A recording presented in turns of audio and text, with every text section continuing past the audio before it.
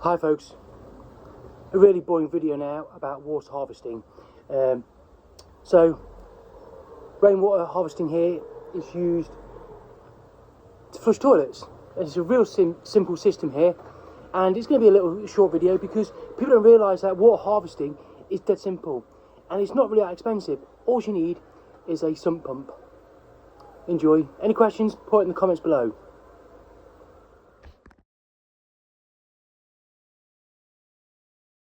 First things first, I'm going to undo this lock to access the pump.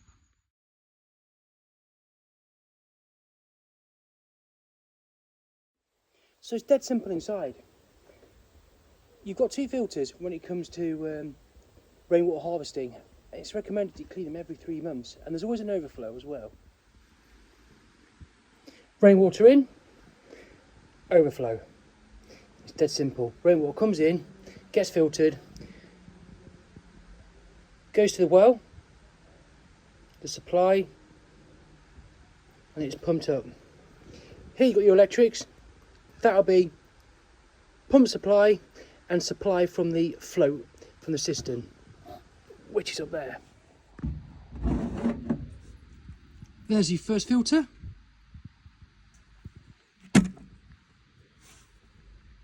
And you can see it's blocked in there. Look at the state of that. So really, even the filtration system isn't very accurate. There will be another filter system where the rainwater comes down as well. Or bath water perhaps. Let's go down. Look at that. So there's the impellers. You should be able to undo it at the bottom just to clean all the impellers out.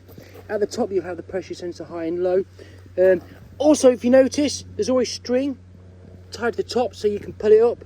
This has got the hose on, so the hose comes across and it's connected to the MLCP.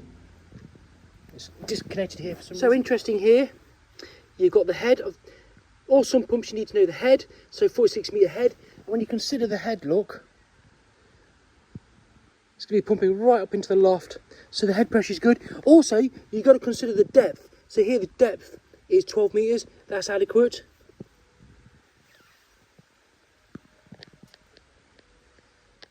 So this sump pump is really good actually, it's a very expensive one. It's a treble impeller, so it's really powerful. So whenever you have impellers, even central heat pumps, if you have them in line, it increases the force, the flow rate and the power.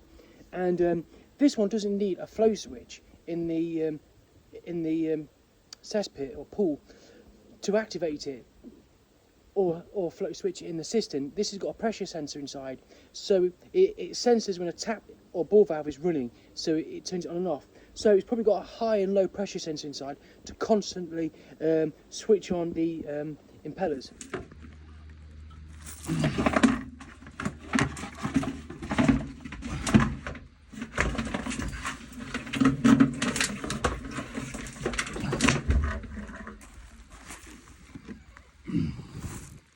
And that goes back in there.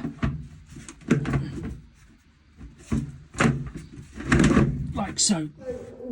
Water that's been recycled, rainwater, must always be labelled through its whole trace, whole circuit back. So if you cut into that pipe, you will know where it's fed from and where it's going. So, because in the day it's category 4 or 5, isn't it? And the perfect example here. Rainwater, rainwater, rainwater. Here we have more non-potable rainwater labels.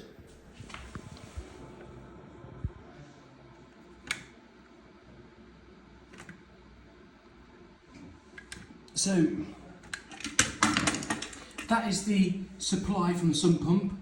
It's really that simple, isn't it? Comes up, even supplies the tap, goes up to supply the cistern in the loft, and here is the electric supply. So the sump pump at some point has been updated. It's been a sump pump in the cesspool, the rainwater container in the garden, where it's been activated by a flow switch in the system, the loft, and it's gone down. The new addition has got a pressure sensor which has been actuated by the fluctuation in water pressure. And the new sump pump is so good, it supplies directly to the outside tap. And look at this, look at the pressure, look at the electric supply. The electric comes in, goes straight to the pump. It's that easy. And yet before, the power supply... So previously what happened is the power supply came in, went to the float, and then went to the pump. Well, thanks for watching, and subscribe.